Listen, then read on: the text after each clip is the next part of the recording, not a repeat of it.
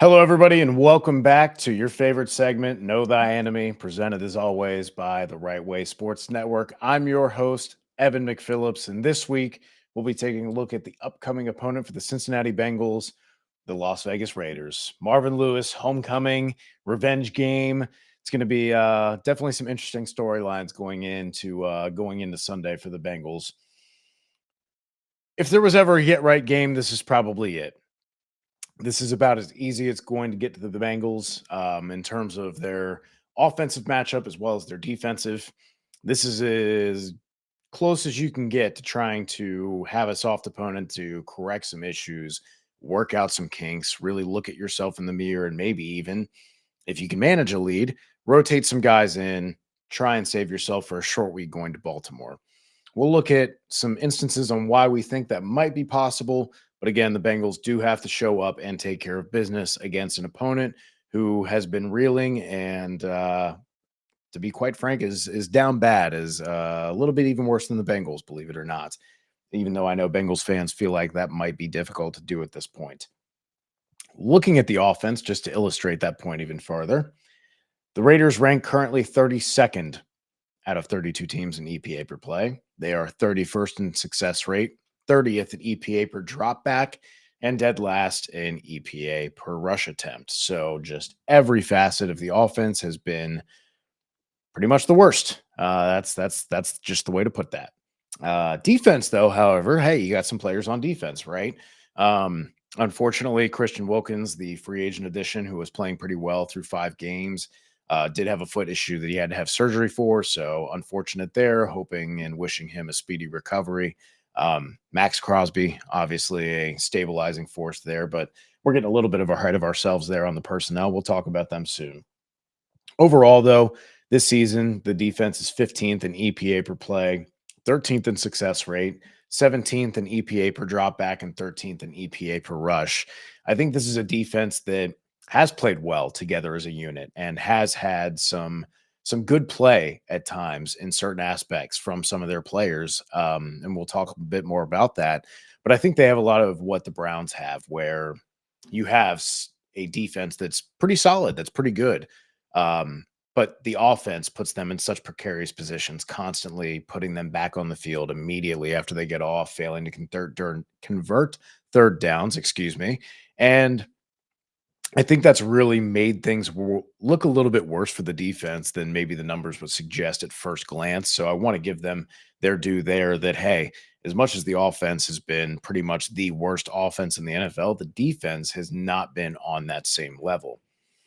Pivoting to kind of looking at the offense and what has really gotten them and dragged them down to the bottom of the rankings in so many facets starts with obviously the quarterback and Gardner Minshew.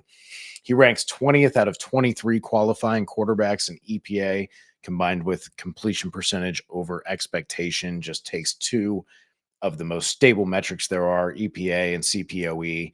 Great indicators of quarterback play, great at predicting them week to week, year to year on how they're going to play.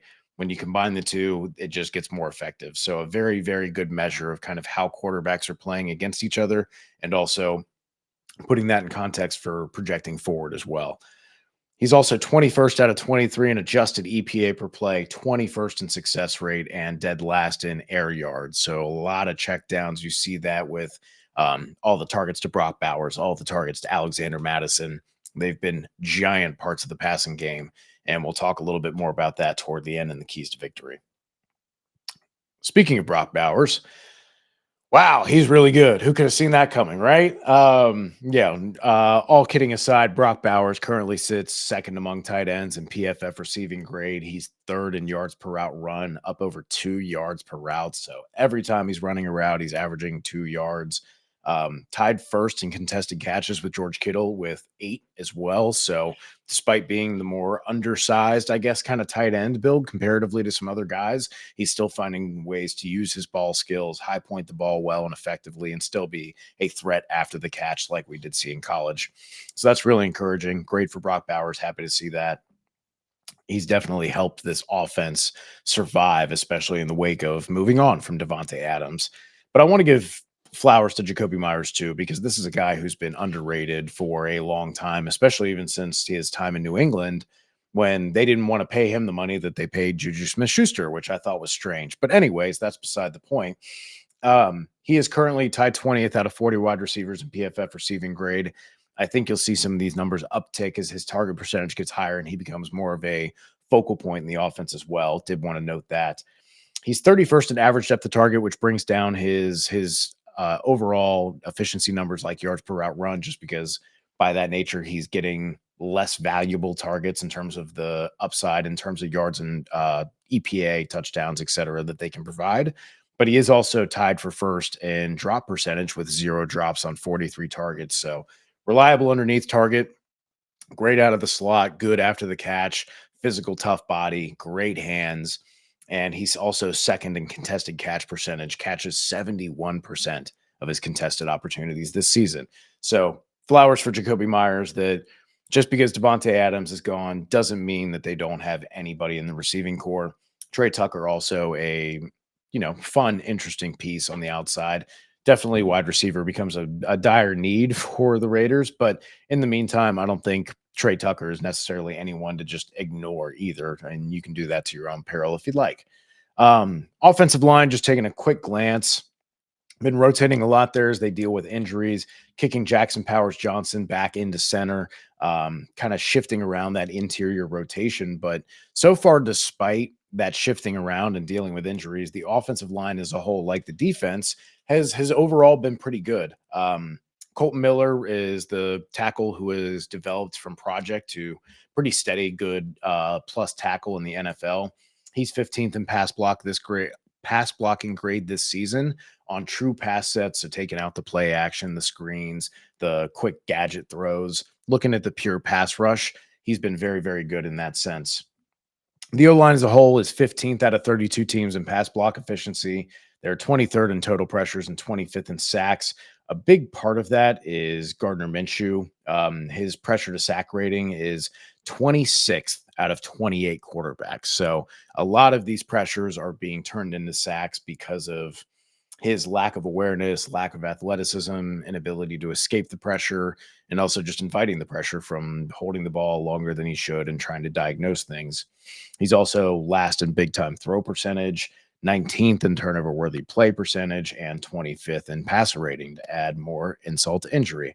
But flipping back to the offensive line, just giving credit where credit's due. Dylan Parham is sixth among guards in pass block grade. Jordan Meredith, who's been helping to fill in the wake of injuries as well, is third among guards in pass block grade at present.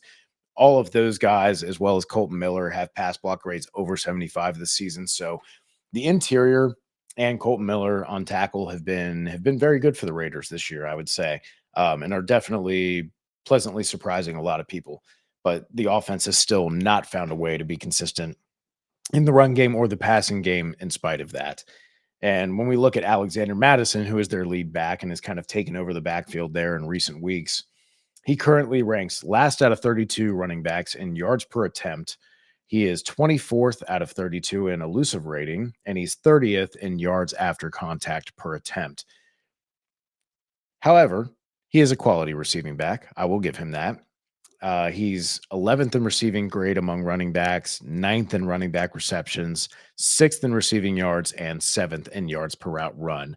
Getting a lot of targets. Him and Brock Bowers make up a little over half of the targets for the Raiders this year, I believe, even including Devontae Adams, if I'm not mistaken. So those checkdowns, those middle of the field options, they have been very, very important for Gardner Minshew when they have moved the ball this season. Flipping over to the defense, where things have been a little bit more rosy for the Raiders, and you do have things to look forward to. Max Crosby, God, man, he's been one of the unsung heroes for the first couple years, but I think people are finally hip to the fact that Max Crosby is one of those dudes, and he is one of the best edge rushers in the NFL. Overall, the pure production numbers don't do him justice. And again, I talked about that where he's on the field more. He's having to put more on his shoulders. He's more exhausted. He's dealing with a couple different things that are maybe helping to suppress his efficiency a little bit. Whereas usually we'd see him as a top five, top seven in terms of pressure rate, PFF grade, all that. He's a little bit closer to 14 and 15 and 20 in terms of PFF grade, run defense grade, defensive stops, and pass rush grade, ranking between 12 and 21 in all those facets out of 70 edge defenders. So still in that top 15, 20%. Definitely a guy you have to game plan for. We'll talk about that in the keys to victory because he is absolutely a game record aware. If Max Crosby shows up to play, Amarius Mims is going to have a very, very long day. Max Crosby also has a average depth of tackle of 0, meeting you at the line of scrimmage, which ranks 3rd among edge defenders. Looking at the opposite edge, a much maligned draft pick in Tyree Wilson has started to show a little bit of the production and flashes that we've been looking for. Still needs to be a little bit more consistent, but overall, he's moved his way up from generally around the bottom of the pack, where sometimes he'd find himself in the start of his career up to 48th out of 74 edge rushers in PFF grade, 48th as well in pass rush productivity, which measures your pressures per attempt with a little bit of weight towards sacks because they're more valuable. I like to use that as a good efficiency metric with that special weighting towards sacks. It's a good measure of production and efficiency for edge defenders.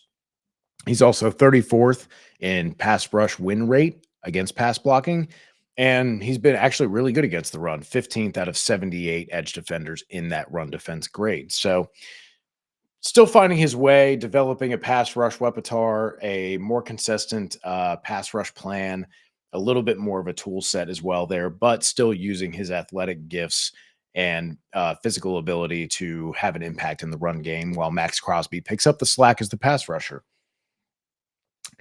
Robert Spillane has been an excellent, excellent run defender in the middle of that defense. He is 5th out of 54 linebackers in run defense grade. Unfortunately, that has not made up for his lack of skill in coverage this season. He is 46th out of 54 linebackers in terms of coverage grade. Despite being second defensive stops, that giving up the level of passing yards, consistent first downs that Robert Spillane's given up in coverage has definitely been difficult for the spine of the defense. And I think that's definitely somewhere that the Bengals can attack in the passing game. We know they love to use a lot of the different dagger concepts with the vertical routes and the in coming in behind it with T. Higgins, with Yoshi Voss, with Jamar. And if Burton's going to be getting more involved in doing a lot of those vertical element things, I think that's going to be a way that you can definitely take advantage of this Raiders defense in the kind of intermediate area. I wanted to shout out a second-year corner out of Memphis and Jacorian Bennett. He's been really, really good. Had his ups and downs a little bit, but he's still tied 5th out of 75 corners with 6 pass breakups, and he's 6th among those corners as well in forced incompletion rate. So very, very good in terms of ball production and pass coverage. He's also 4th in passer rating when targeted. However, he's 73rd out of 74 corners in missed tackle rate on pass plays, sitting at about 30% right now. So almost every 1 in 3 tackle attempts on passing plays, he is missing or blowing that tackle in some way.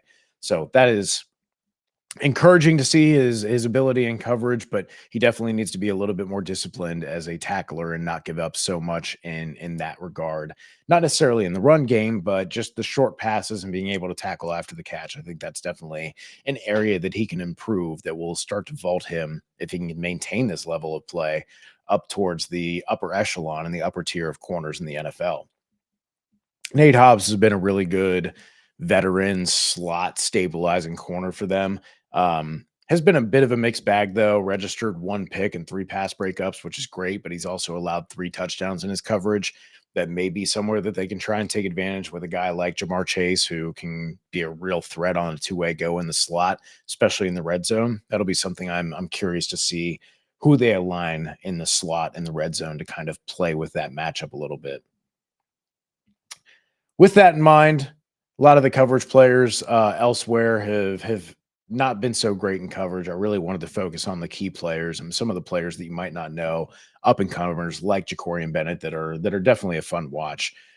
With all those things that we've talked about in mind, I want to talk about the Bengals' keys to victory now, right? We talked about how this offense is really struggling and the defense is good, but is still suffering at the hands of the offense failing to convert constantly and being out there all the time. I think you need to see the Bengals sustain drives on offense, right? You need to stay ahead of the sticks, wear this defense out. Don't let yourself continue to get long second and third down plays because of poor run calls or poor run execution. Don't be afraid to go and attack with the strength of your team, with the strength of your offense. Stay ahead of the sticks, make third down easier, 3rd and 2, 3rd and 1, 3rd and 4, not 3rd and 7, 3rd and 8, 3rd and 6 constantly. You just can't live that way and survive. Every time that you're staying on the field, you're going to be making it easier for you in the long run later in the game. I think also you need to give Max Crosby the Myles Garrett treatment. The Bengals held Myles Garrett to one pressure when they played the Browns. You need to treat Max Crosby the exact same way and make everybody else try and beat you. That's going to be the best way to try and suppress the Raiders' pass rush and give Joe Burrow the time that he needs, especially if Orlando Brown Jr. is still not going to be perfectly healthy for this game. Obviously, I talked about attacking Spillane and coverage. He's been a liability in the middle of the field, and I feel like that's somewhere that you can take advantage of using crossers, using the dig routes and the in routes that you have been a staple of this offense. Burton, I know some say maybe he ran the wrong route on a play or two, and maybe he did, and that's fine because what he did on all the other plays in terms of getting open in the end zone twice. Having the big play down the sideline when T. Higgins is out, creating space for Eric All on the deep corner explosive play, for Jamar Chase and Mike Gesicki on multiple occasions to get the catches underneath that coverage. That's huge because the Bengals need that other guy, especially if T. Higgins is out, that is going to attract the safeties, attract the coverage, and make them pay attention to him because of the threat that he is, because of the gravity that he has down the field. You saw that last game, and you definitely need that to help you create space for your receivers this game. Lean on Burton, see what you have in him. The best teacher is experience. He's got to get out there, even if it's only in certain routes and packages, and you keep him vertical and say, hey, run these 3 or 4 routes. That's fine. But what he gives you on the team in terms of his gravity, his clear out ability, and also his ability just to get open and run routes and break in and out at full speed, it's special. It's worth it. Okay. Be aggressive. Goddamn. Go for it on 4th down. Only when it makes sense. I'm not saying it's 4th and 5 on your own 30 and you got to go for it, but don't be afraid, man, and throw past the sticks. Stop throwing short of the sticks. Stop running the sweep. Stop being fucking scared, man. You've got Mike Gesicki. You've got T. Higgins. You've got Jamar Chase. You've got Jermaine Burton. You have Yoshi Voss. You have all this size, all this athleticism, and a guy with a supercomputer brain in Joe Burrow who knows exactly where to go with the ball when he sees the coverage. You're telling me you can't get 1, 2, 3, 4 yards? You don't have a play that you can design for that. You got to be aggressive, and you can't be scared. You can't coach just being afraid of losing. You got to go coach to win. You got to play with physicality. You got to move guys off their spot in the run game, and you got to play like your season is on the line because it is. You got to remember that. You got to drive that home to the players. On defense, against the Raiders offense, like I've said, it's really, really struggled. You can try to limit the explosives and let them beat themselves. Make Gardner Minshew have to drop back and beat you. He's dead last in big time throw percentage. He's probably not going to be able to effectively challenge you deep. Limit Brock Bowers and Alexander Madison, those safety valves that he has. Yes, Jacoby Myers is very talented. Yes, Trey Tucker can beat you. But I'm not going to give Gardner Minshew the short throws and the safety valves and his tight end and running back where he feels comfortable. I'm going to make him push that outside the numbers, outside the hashes to the opposite boundary. That's a hard throw for him to make. I'm going to make him try and push it deep because it's likely to be inaccurate. It's likely to not have the velocity or the touch that it necessarily should. And if you don't have Jacoby Myers winning 70% of his contested catches, maybe it's that 3 and 10 that you end up coming away with it in the contested catch situation. Maybe you have an opportunity to take advantage of some of these turnover-worthy plays. Challenge Gardner Minshew. Blitz him if you have to generate that pass rush if Trey is not able to get it done himself, if BJ Hill is not coming through for you. Minshew has 4 turnover-worthy plays this season when blitzed. Generate pressure, even if it has to be simulated pressures and you drop out of it. Confuse Minshew. Make him make mistakes, take advantage, and then control the game from there. You shouldn't have a problem with this one. If you do, then there are serious, serious problems and conversations that need to be had about this roster.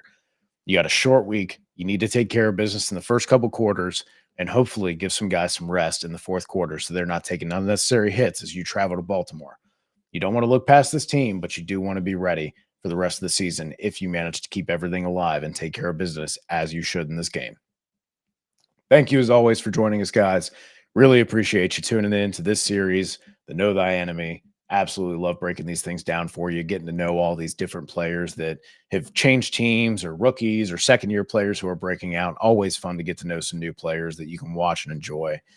As always, we have our regular show on Wednesday, 7 p.m., State of the Jungle. Please tune in.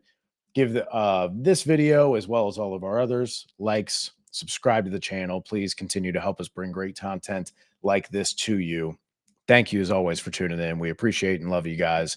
Houday. We'll see you next week.